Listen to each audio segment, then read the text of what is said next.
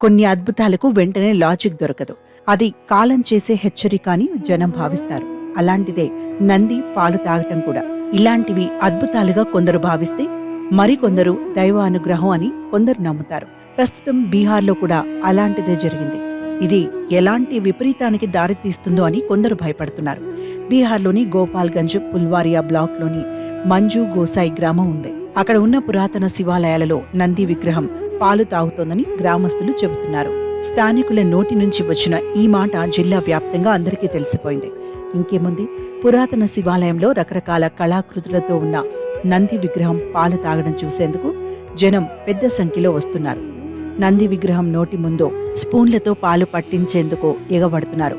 శివాలయంలో జరుగుతున్న ఈ వింతను చూసేందుకు ఎక్కడెక్కడి నుంచో వస్తున్న వారితో ఆలయ ప్రాంగణం నిండిపోయింది. అక్కడికి వెళ్లిన భక్తులు నందికి పాలు పట్టించడానికి పోటీ పడుతున్నారు. తమ వెంట తెచ్చుకున్న పాలు నీళ్లను చెంచాలతో నంది విగ్రహం నోటి ముందు పెట్టగానే అందులో పాలు క్రమంగా మాయమవుతున్నట్లుగా కనిపిస్తోంది.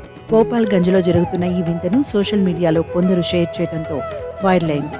ఇలాంటి ఘటనలు దేశంలో అనేక సార్లు దర్శనమిచ్చాయి. అప్పుడు అక్కడ జనం ఏదో అద్భుతం జరిగిందని భావించారు. కానీ నిపుణులు, నాస్తికులు మాత్రం ఇలా జరగటం వెనుక ఏదైనా శాస్త్రీయ నిర్మాణంలో మార్పుల వల్లే జరుగుతుందని, దాన్ని శాస్త్రీయ మార్గంలో వివరించాలని కోరుకున్నారు. ఎవరెన్ని చెప్పినా ప్రజల్లో మాత్రం నిజంగా అది దైవానుగ్రహమే అని విశ్వసిస్తున్నారు. శివుని వాహనంగా భావించే నంది విగ్రహానికి పాలు పట్టిస్తే పుణ్యం వస్తుందనే నమ్మకంతో జనం బార్లు తీరుతున్నారు.